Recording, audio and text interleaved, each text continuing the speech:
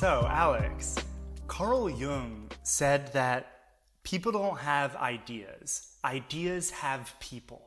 And this seems to suggest that ideas are their own entity, their own organism in some sense.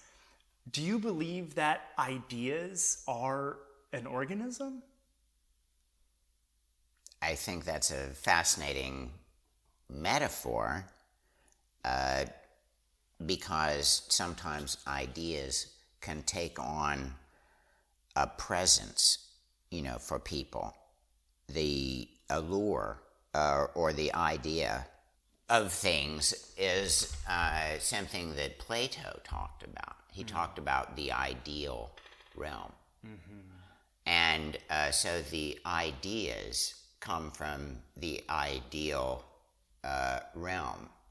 And the ideal is a realm that is the visionary realm that's kind of beyond and in relationship with the material realm. So ideas, I think, can be transmissible on a kind of collective stratum that connects people. And now through the internet, an idea can have a dominating force in people's lives, and it can make a crucial difference even in a political arena. So ideas take form in the world through organisms, and they inhabit us, and cause us to do things. And so in the same way that, who knows what the little critters in our intestines are doing, the microbiome, we don't have any idea what they're up to, and yet we have a sudden urge to eat something or something, maybe they're giving us a hint, you need more of this, or feed us some ice cream or something, I don't know. So ideas, and their dominating presence in people's lives, can give us life, and they can also be really bad and negative ideas. Like racism is a terrible idea, that infects people and causes them to do things. That's a bad idea, and it's taken over people, and you have to get what a bad idea is and does and divorce yourself from it, in order to get out from its spell. Yeah. Because like a magic spell, when you're in the idea and you're right, then the world is great and you're the best, because you're you got the idea, and so ideas can lead us astray, really. They can infect us almost, exactly. Inhabit us, and like a parasite. And put us in the head instead of the heart. Because the minute you think you have the right idea, then you'll defend it. You won't love someone without that idea. And so ideas can cut us from people, and bad ideas, really divide and conquer. And so the best ideas unite us and gravitate us toward love and toward service and toward charity and toward acts of goodness, toward the true, the good, and the beautiful. These are the realms of the ideal that are the best ideas humanity has ever had. And so when a society adopts the best ideas and ideals, then they are a force that the angels want to work with. Yeah, now ideas, maybe they are not organisms, but they certainly behave like organisms. When a meme on the internet goes viral, we say it's going viral as if it is a virus. That's right.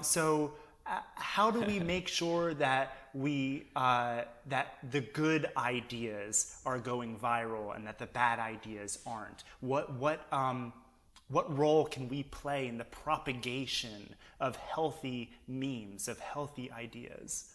I think that that question in itself is what drives one. That one has to keep that question in their heart. How can I serve the collective good with what I'm doing? And is what I'm doing now or proposing to do resonate in that way? Is it of service, of use, of positive value to someone and to the collective?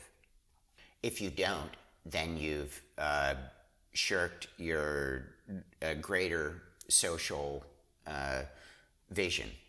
You've somehow not considered holistically or integrally what art could do to uplift a society.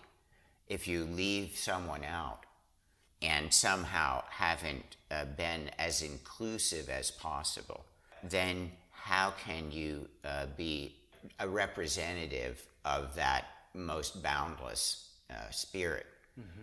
So I think keeping those ideas fresh and sacred and focused on love is what prayers are all about.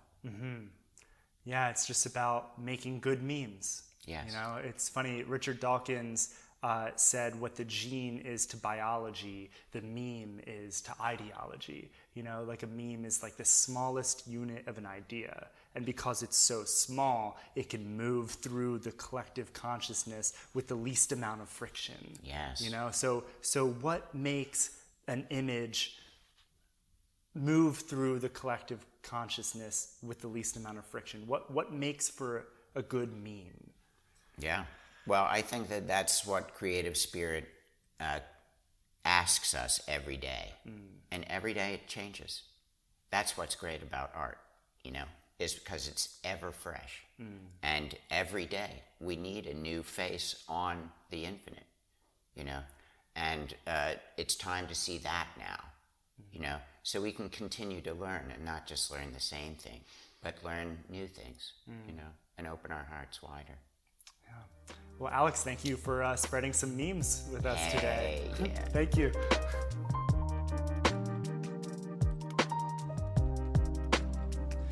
Thank you again for listening to the Cosm Podcast. To stay up to date on any future podcasts or virtual events, please be sure to follow Chapel of Sacred Mirrors on Instagram and Facebook, and to subscribe on all major platforms. And thank you to everyone who has donated during this time. Every donation is a stand for the future of Cosm and allows us to continue to bring inspiring and uplifting content like this to our community.